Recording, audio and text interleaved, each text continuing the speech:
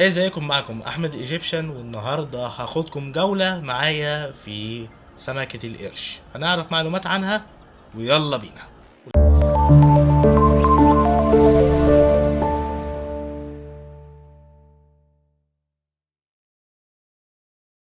لان عارفين سمكة القرش بتعيش في المحيطات والبحار، وطبعا المتعارف على سمكة القرش ان في منها مفترس وفي منها عادي مش مفترس.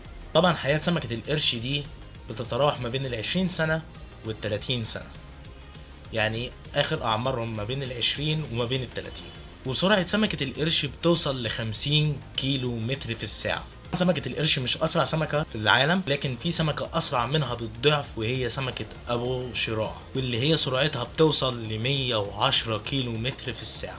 فلو حابين اقول معلومات عن سمكة ابو شراع ونعرف معلومات عنها اكتبوا لي تحت في التعليقات، وطبعا ما تنسوش انكم تشتركوا تحت في القناة وتعملوا لايك للفيديو.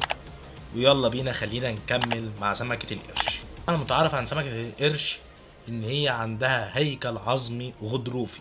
ونيجي بقى عند مقدمة الراس بتاعت سمكة القرش، هنلاقي فيها شقوق واللي هي بتسمى الخياشيم، المكان اللي بتتنفس منه سمكة القرش، وده طبعا ده اضعف مكان في سمكة القرش. وعدد الشقوق اللي موجودة فيها بتصل من 5 ل7 شقوق، وهي من أقدم الأسماك القرش المعروفة إلى أكتر من 420 مليون سنة.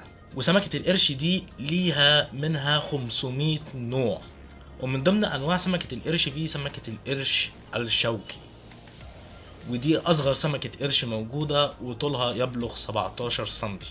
سمكة القرش ليها أحجام، وأصغر حجم اللي أنا قلت لكم عليه اللي هي سمكة القرش الشوكي اللي هي 17 سنتي إلى 12 متر.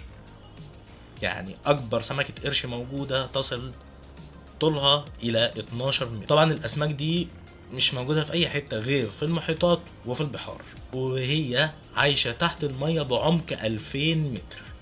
وطبعا سمك القرش بيقدر يشوف المناطق اللي شبه معدوم فيها الضوء، وده عشان عين سمكة القرش بتحتوي على غشاء في الجزء الخلفي من العين. الغشاء ده زي اللي موجود في القطط، وهما بيقدروا برضو القطط تشوف في الضلمة.